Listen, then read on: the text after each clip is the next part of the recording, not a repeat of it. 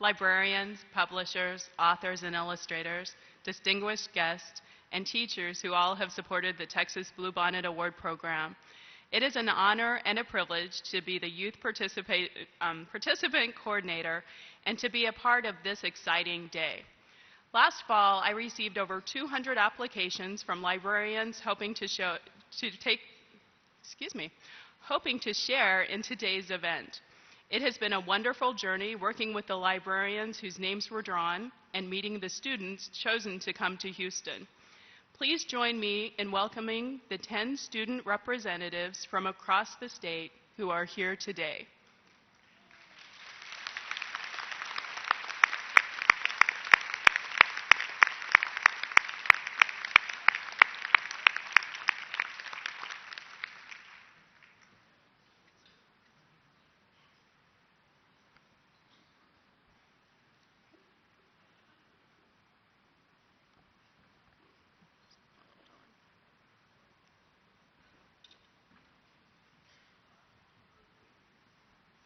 Okay, the students will now introduce themselves.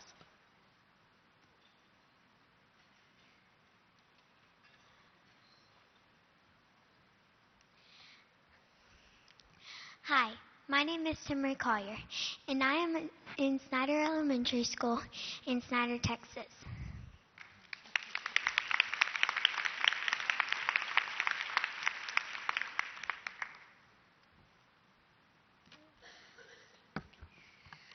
Hi, my name is Kayla Escalante. I go to Whittier Elementary, and I'm in the 5th grade.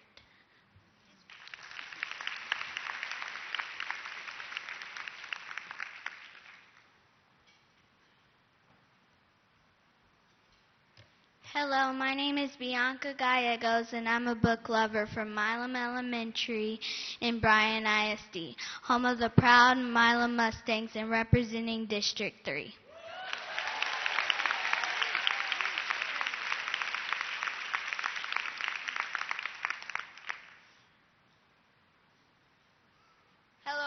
Hello, my name is Travis Henderson, and I'm 11 years old, and I come from Dudley Elementary School, and I'm from Victoria, Texas, and I'm representing District 4.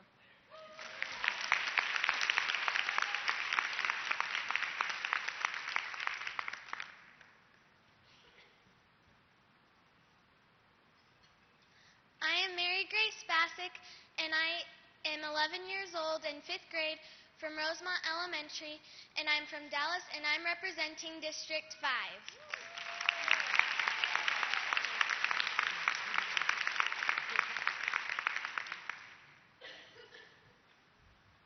Hi, my name is Adam Romero. I am a 5th grader at Mesita Elementary, and I am representing District 6.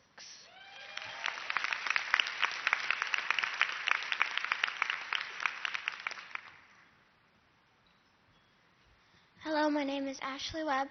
I'm a 4th grader at Legacy Christian Academy in Frisco, Texas. I'm representing District 7.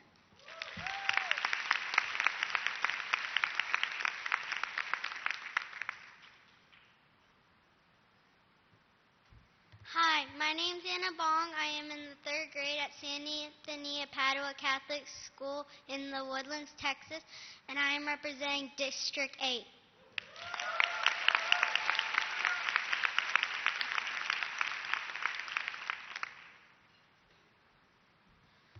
Hi, my name is Mario Melendez. I go to Elizabeth Watson Junior High School in Neosho, Texas. I'm 11 years old, and yeah.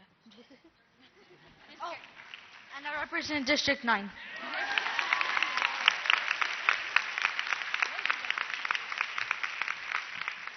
Hello, my name is Sean. I'm from New Braunfels, Texas. I go to school at Cross Lutheran Church and School. I'm in 3rd grade, and I'm representing District 10.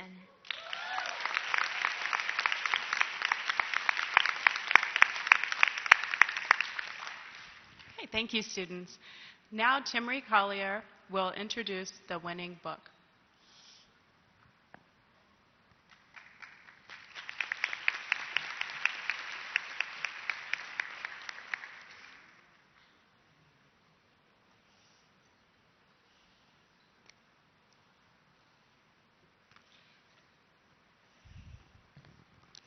Hi, my name is Timrie Collier, and I am a fourth grader at Snyder Intermediate School. I will not lie. As a 10-year-old girl that loves getting lost in a fantasy world, running to the biography section of the library is not always my first thought. However, I have been lucky enough to have great teachers and the best librarians ever. I'm sure the rest of you are lovely, but I'm a tad partial.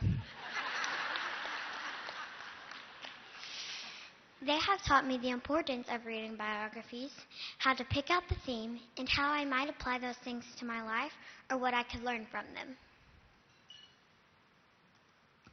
When the Beat Was Born, written by Laban, Carrick, Hill, and illustrated by Theodore Taylor III, is about a boy named Clive that was born in Jamaica. Clive's love for music was also born in Jamaica, where he dreamed of becoming a DJ just like King George. When Clive was 13, he moved to the Bronx neighborhood in New York City. He discovered that he was actually very good at sports. It was also a way of making friends and feeling like he belonged. As he grew older, he changed his name several times. First to Cool as Clyde, then to Hercules, and finally Cool Herc. Cool Herc wanted to share his passion with music with his friends. So, he set up a sound system that his father bought him and had a party just like the ones he remembered in Jamaica. That was when Cool Herc became DJ Cool Herc. He started taking risks and trying new things with his music. Some he had learned in Jamaica, and others he had figured out on his own. Soon, he started having parties in the streets, and even gangs were dancing instead of starting trouble. DJ Herc inspired people to become rappers, DJs, and even dancers. He was one of the greatest of his times. Young Clive may have looked like an immigrant boy that could play basketball and loved music, but he was much more. When the Beat Was Born taught me that if you have a passion for something and you are not afraid to work hard, you can do or be anything. Clive never gave up on his big dream, and neither should I. Thank you.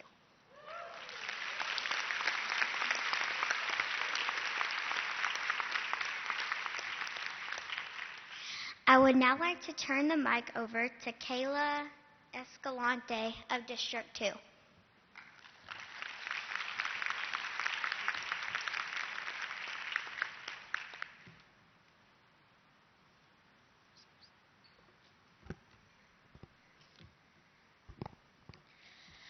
Good afternoon, ladies and gentlemen. My name is Kayla Escalante, and I attend Woodbury Elementary in Amarillo, Texas.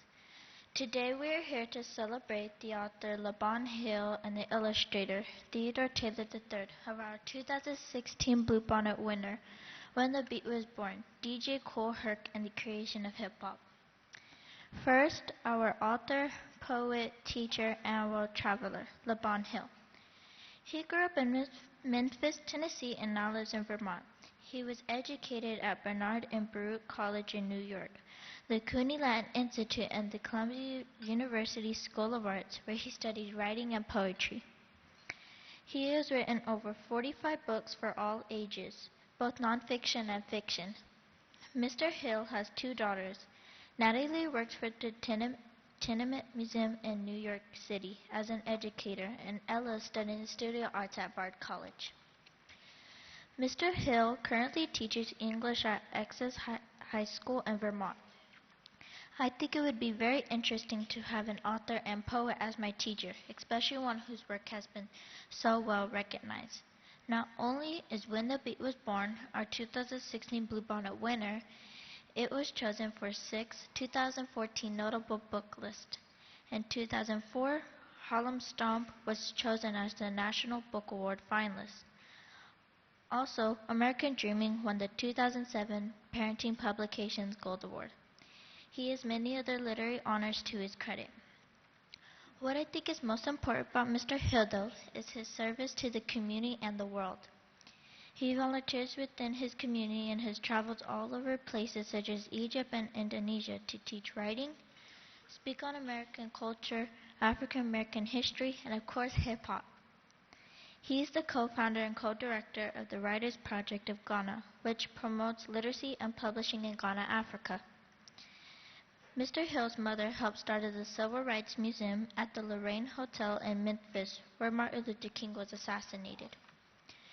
He credits her with teaching him that service to your community is the most important contribution you can make in this world. He wrote, "Service is the key to everything I do. It's why I write." Compassion and curiosity are two values he most believes in, so it is no surprise that he has spotlighted the positive impact African Americans had on our culture and the world with this year's Bluebonnet winner. Besides reading and writing, one of Mr. Hill's hobbies is hiking. This summer he will be hiking the long trail in Green Mountains of Vermont with, as he put it, some hip-hop, hippity-hop in his groove. Next, Theodore Taylor III, illustrator of When the Beat Was Born, lives in Richmond, Virginia with his wife Sarah and son Theo. He attended Virginia Commonwealth University studying drawing, design, and photography. Music and art are two very important parts of Mr. Taylor's life. His love of jazz and hip-hop music made him an excellent choice for the illustrator of When the Beat Was Born. Besides the Bluebonnet Award, he was also awarded the Carrick Scott King John Steptoe New Talent Award in 2014 for his work with this statement part. He transforms words on a page into a rhythmic beat that brings the words alive. Currently, he illustrates the Shaq series for Shaquille O'Neal and is working on writing and illustrating his first book, along with illustrating children's books.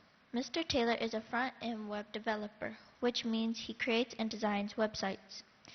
He loves comics, video games, street art, and making his own pizza. By drawing with his son, Theo, and introducing him to music such as jazz and hip-hop, he hopes his son will grow to be a creative individual. Mr. Taylor wrote that he chooses projects he thinks will be fun to work on, and he tries to use ideas in his work that will have a positive influence on people and inspire them to be open and creative in their life.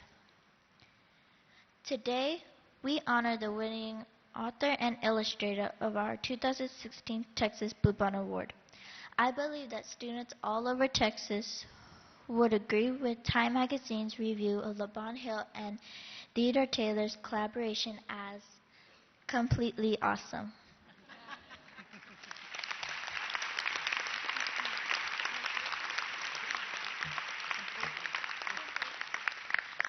I would now like to turn the mic over to Adam Romero of District 6.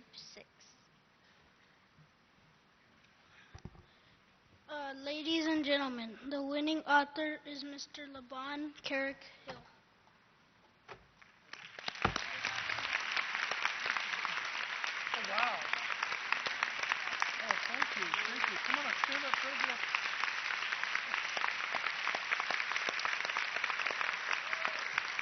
Wow, this is beautiful.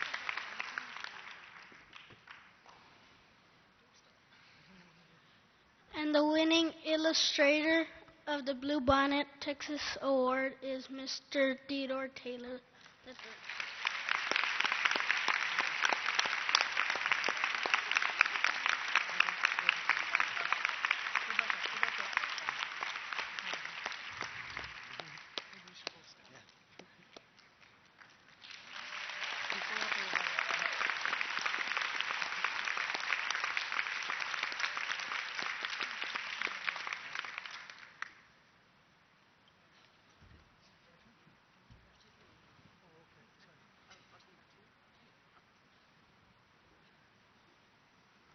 Thank you all. I would like to turn the mic over to the Texas Bluebonnet Award Coordinator, Mary Jo Humphreys. Oh, okay. We'll go right to you. Mr. Laban Hill. Thank you. Thank you.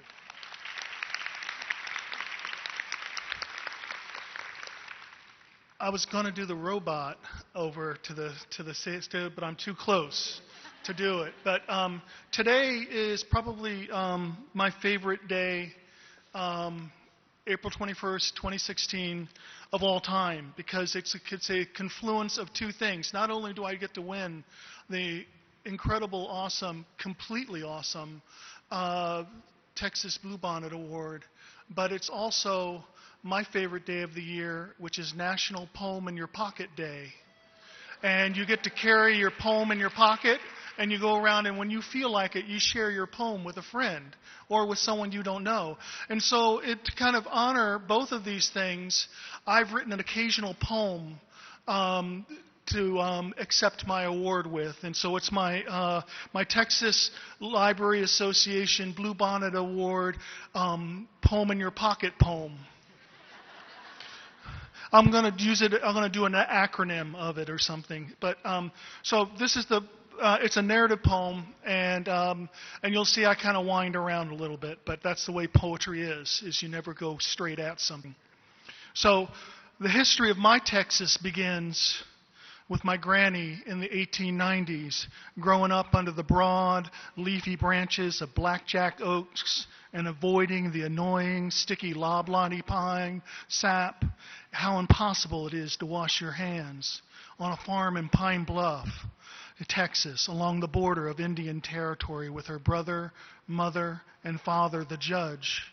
I imagine her mother Mary dressing Baden, yes, that's her name, Baden, in frilly hand-stitched dresses with her hair done up in cylinders of sausage curls, a kind of Darla from the Little Rascals.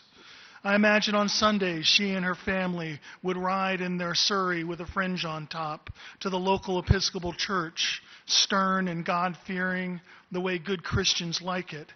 It had to be the kind of Tom Sawyer world, sepia-toned and just waiting for Spanky or Alfalfa or Weezer and Petey the pup, but not Farina or Stymie or Buckwheat, to stumble into Granny's backyard, into some sort of talky short called School Days, with school spelled with a K and days spelled D-A-Z-E.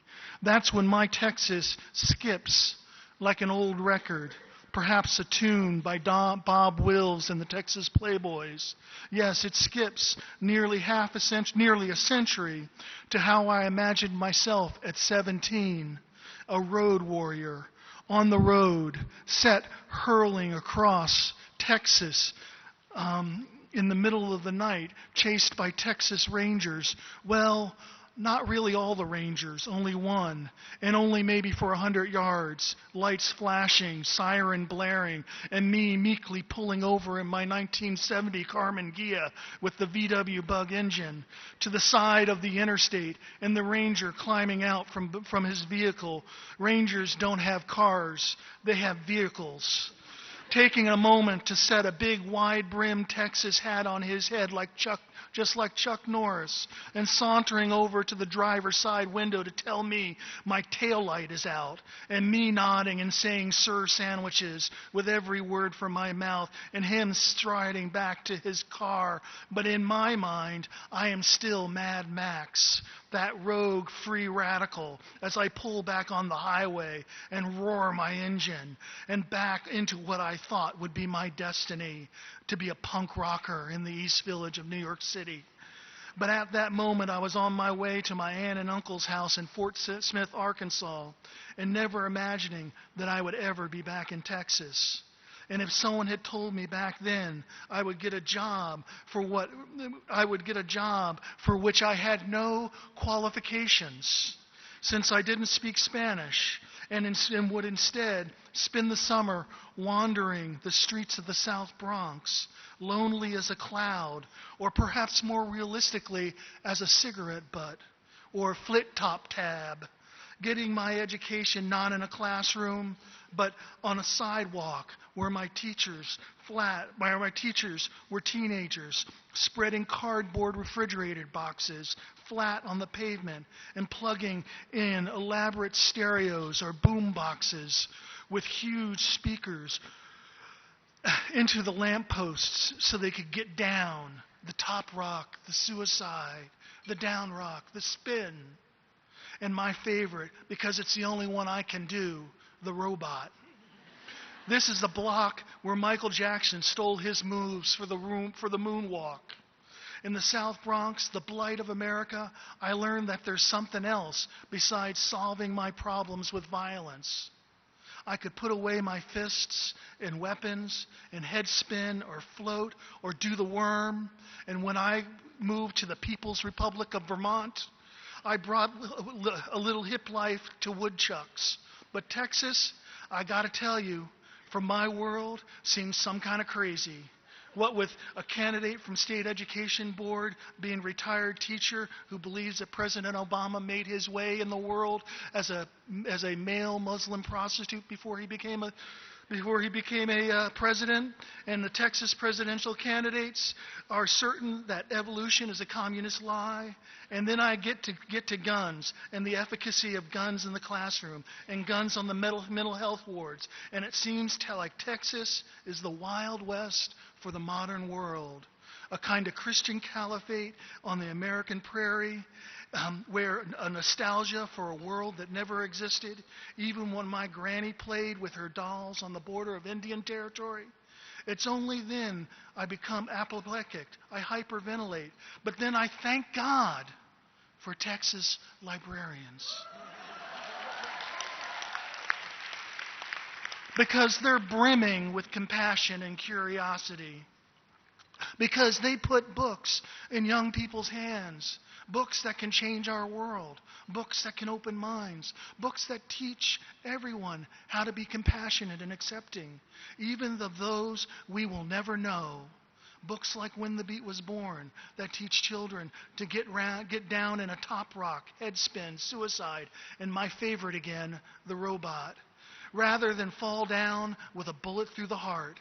Because librarians know that this is the time. Because librarians know that this time, this younger generation's going to get it right. Thank you.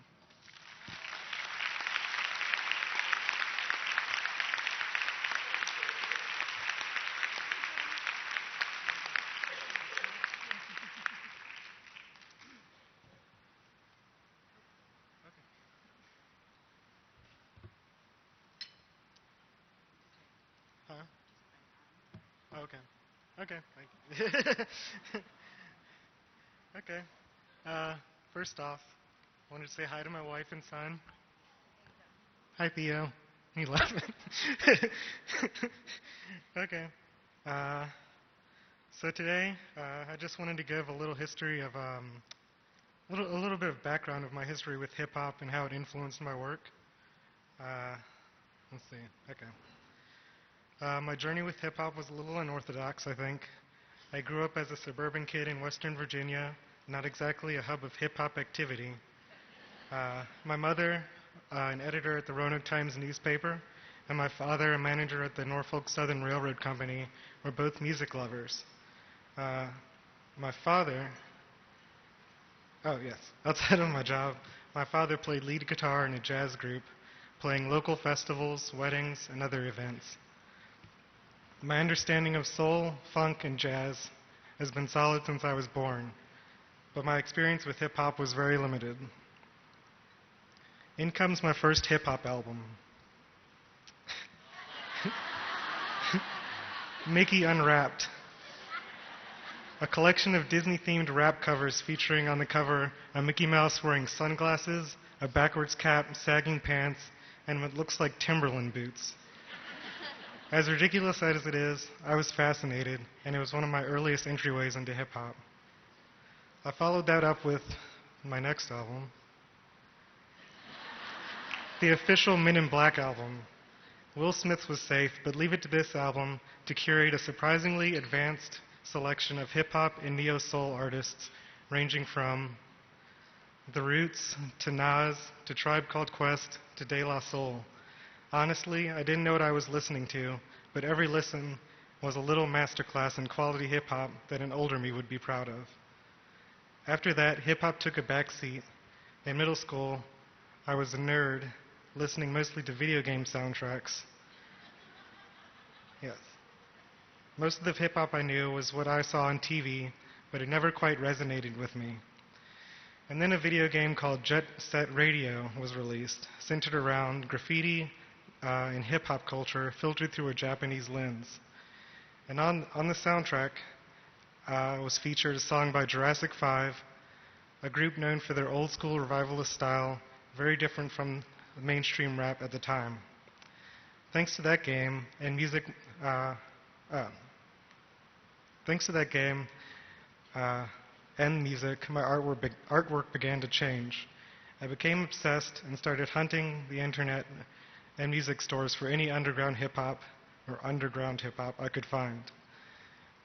From there, I discovered conscious hip-hop, like Common, Black Alicious, Mos Def, and Talib Kweli.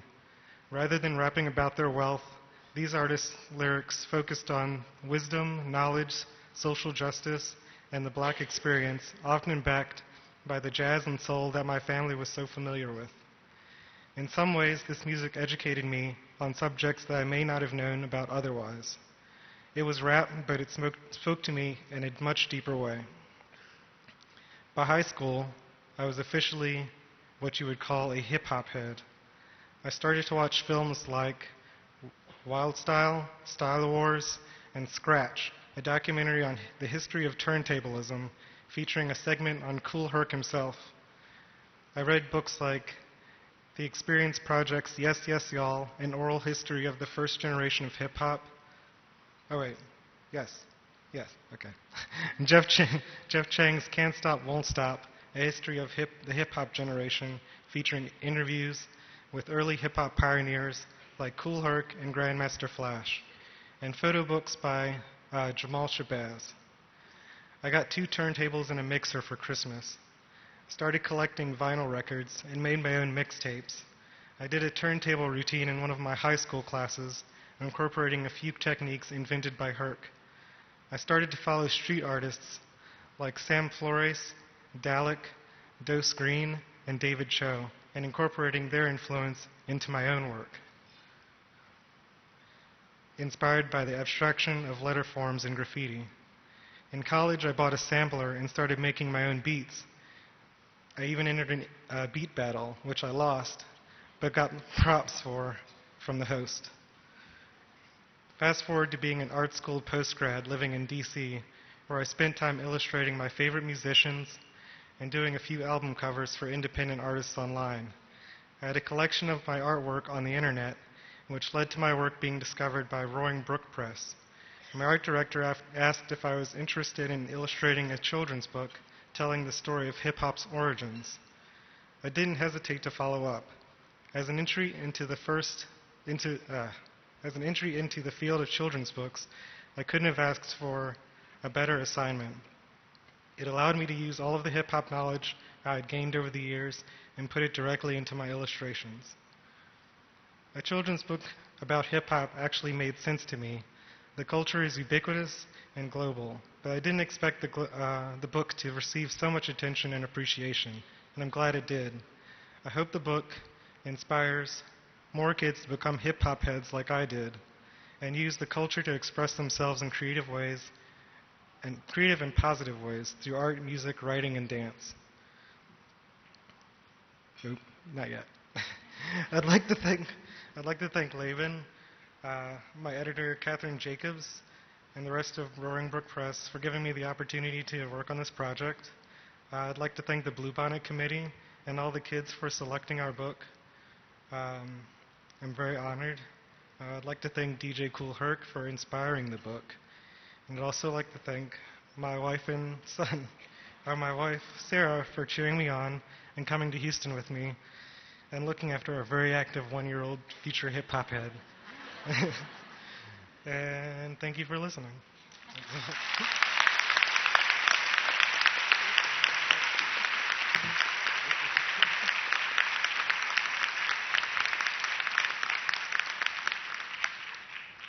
Wow, thank you very much. I think I'm going to have to go look up some of those group names and maybe look at them on YouTube. Okay, so now we're coming close to the conclusion, but a couple of things to do before I turn it back over to Nancy Jo. We called it this year Team Jo. Tina Jo, Nancy Jo, Shauna Jo, and Mary Jo.